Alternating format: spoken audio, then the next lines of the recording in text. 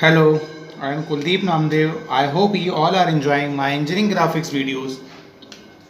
Now I am back with a new topic on isometric projection. The topic is isometric view of a pentagonal pyramid. ये important है, इसमें कुछ नई चीज़ें हैं जो दूसरे pyramid में नहीं थी, इसलिए इस क्वेश्चन को आप शुरू से आखिर तक देखिएगा। एक दो चीज़ नई है इसमें, हो सकता है अगर एग्ज़ाम में क्वेश्चन आ जाए और आप अगर इसको नहीं पढ़ते हैं तो कुछ प्रॉब्लम्स आपको आ सकती हैं।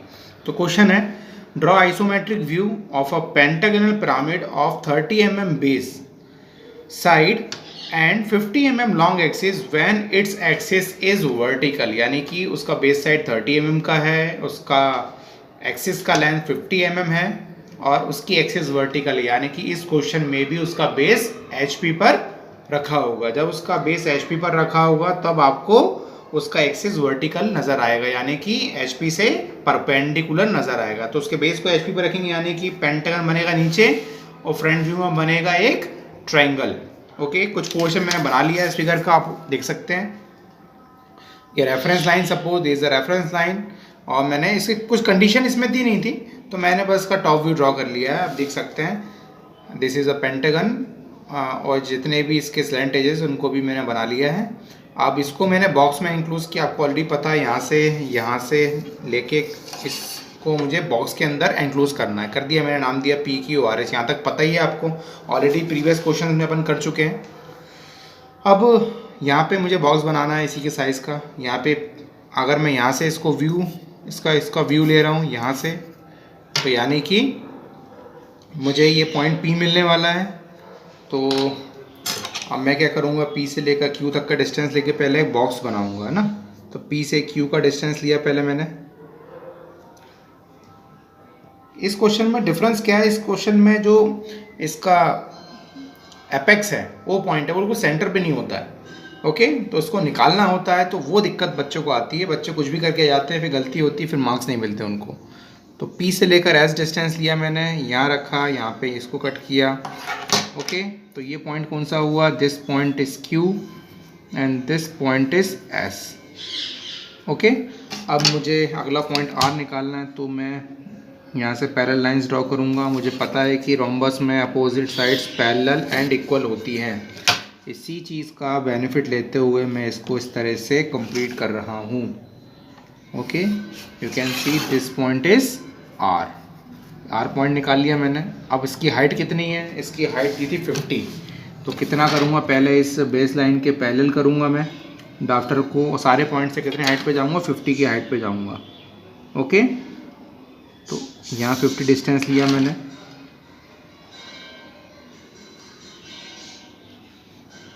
यहाँ एक पॉइंट आएगा, ये 50 की हाइट हो गई, यहाँ से 4 5 9 यहाँ डिस्टेंस ले लिया मैंने, और ये 5 और 2 7 ये डिस्टेंस हो गया। अब क्या करना है, इन सारे पॉइंट्स को आपस में ज्वाइन करना है, इसकी नेमिंग करना है। तो इतने पोर्शन को तो मैं कंप्लीट कर देता हूँ। जैसा कि आप देख रहे हैं, इसकी नेमिंग कर दी है मैंने और सारे साइड्स को आपस में ज्वाइन कर दिया। आप देखेंगे P से Q के बीच में 2 पॉइंट्स आ रहे हैं।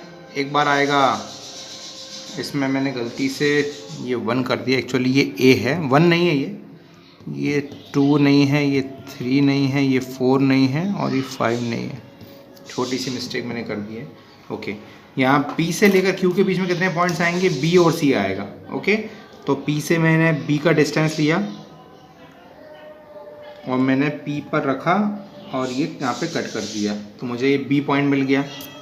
फिर P से लेकर मैं C का डिस्टेंस लूँगा, तो P पर रख के मैंने इसको यहाँ पे कट किया, C मिल गया मुझे। अब Q से लेकर D का डिस्टेंस लूँगा, तो ये मुझे Q पर रखने के बाद D मिल जाएगा। ओके, फिर मैंने R से लेकर E का डिस्टेंस लिया, R पर रखा और यहाँ पे कट किया। ठीक है, फिर मैंने P से लेकर A का डिस्टेंस लिया, तो मैंने P पर रख के यहाँ पे कट किया। मुझे सारे पॉइंट्स मिल गए, सबकी नेमिंग कर देता हूँ मैं। ये पॉइंट B हो गया है, ये पॉइंट C हो गया है, ये पॉइंट D है, ये पॉइंट E है और ये वाला पॉइंट कौन सा, A है। सारे पॉइंट्स तो मिल गए। अब मुझे मार्क करना है यहाँ पे इसका एपेक्स, वो मार्क करना है। ये 1 2 3 4 नहीं था, सॉरी गलती मुझसे हो गई, मैंने ध्यान नहीं दिया, हो जाती कभी कोई छोटी छोटी मिस्टेक्स। तो मुझे करना क्या है, यहाँ पे ओ मार्क करना है। ओ मार्क करने के लिए एक्चुअली ये सेंटर पे नहीं है। स्क्वायर में क्या किया था, अपन ने दोनों डायगोनल को मीट कर दिया था, ओ पॉइंट आ गया था। मगर यहाँ ऐसा नहीं है, ये डायगोनल के सेंटर पे नहीं आएगा। ये डायगोनल हम मीट करेंगे तो सेंटर पे नहीं आएगा। तो क्या करना क्या पड़ेगा आपको एक लाइन यहाँ से ड्रॉ करनी है नीचे, और एक लाइन ऐसी ड्रॉ करनी है। आप इस लाइन को यहाँ पे भी ड्रॉ कर सकते थे। एस हो गया, इसको टी नाम दिया, इसको नाम दिया यू। तो इस पॉइंट को यू नाम दिया, इस पॉइंट को मैंने टी नाम दे दिया। अब ये टी और यू निकालना है मेरे को। तो टी कितने डिस्टेंस पे पी से, ये कॉम्पास से उठाया डिस्टेंस मैंने, ये पी है, ऊपर चाहिए ना मुझे, तो P1 पे रखूँगा मैं। तो यहाँ पे कट करूँगा, ये पॉइंट कौन सा जाएगा, ये पॉइंट आ जाएगा टी। ओके, और यू कहाँ है, पी से एस के बीच में है। तो यू डिस्टेंस लिया मैंने और P1 पे रखा, S1 के बीच में गया और यहाँ कट कर दिया। तो ये पॉइंट टी था और ये पॉइंट कौन सा था, ये पॉइंट यू था। अब मैं क्या करूँगा, क्योंकि देखिए यू से लेकर ओ जो लाइन है ये किसके पैरेलल है, पी क्यू के पैरेलल है, यानी कि P1 और Q1 के पैरेलल ड्रॉ करनी है। तो मैं ड्राफ्टर सेट करूँगा पहले P1 Q1 पर। ओके, फिर लेके जाऊँगा यू पॉइंट पे, एक लाइन ऐसी ड्रॉ करूँगा इसके पैरेलल। और तो आप देखेंगे ये OT जो लाइन है वो किसके पैरेलल है, P और S के पैरेलल है, यानी कि P1 और S1 पे ड्राफ्टर सेट करूँगा और इसके पैरेलल लाइन ड्रॉ करूँगा फ्रॉम पॉइंट T। आप देखेंगे ये यहाँ पर आ रहा है। ओके, कहाँ पर आ रहा है, ये यहाँ पर। अगर दोनों डायगोनल को आप मिलाते तो ये इसके सेंटर पे नहीं आता। आप देखिए, अगर इन दोनों को आप मिलाएंगे तो ये सेंटर पे आएगा क्या, ये कभी सेंटर पे नहीं आएगा। इसलिए आपको इस तरह से ही निकालना पड़ेगा। तो यू और टी पॉइंट निकाला, उस तरह से दो पैरेलल लाइन ड्रॉ करेंगे, then you will get this point O. अब क्या करेंगे, ज्वाइन करने के लिए बहुत आसान है। अब आप देखिए यहाँ से क्या क्या दिखेगा आपको, ए ओ दिखेगा, बी ओ दिखेगा, सी ओ दिखेगा, यहाँ से आप देखिए इस तरफ से। तो इस ऑब्जेक्ट में ए ओ बी ओ सी ओ, ये तीन आपको स्लैंट एज दिखेंगी। तो ए ओ बी ओ सी ओ तीनों को तो मैं डार्क कर देता हूँ। पहले बारी है ए ओ की, तो ए को डार्क कर दिया मैंने। फिर बारी है बी ओ की, तो मैंने इस बी ओ को डार्क कर दिया। बी ओ के बाद इस अब की बारी है सी ओ की, तो सी ओ को डार्क कर दिया। आपको समझ में आ गया होगा। अब क्या करना है, बेस भी देख लेते हैं। बेस में ए बी और बी सी आपको दिखेगा। ओके, तो ए बी और बी सी आप देख सकते हैं। तो ए बी और बी सी को डार्क कर देता हूँ। तो मैंने यहाँ से लेकर ए बी को डार्क किया और ये बी सी को भी डार्क कर दिया। ओके, अभी पूरा कंप्लीट नहीं हुआ है। बेस की 2 ही एज हुई हैं अभी, और स्लैंट एज ओनली 3 हुई हैं, 2 बाकी हैं अभी।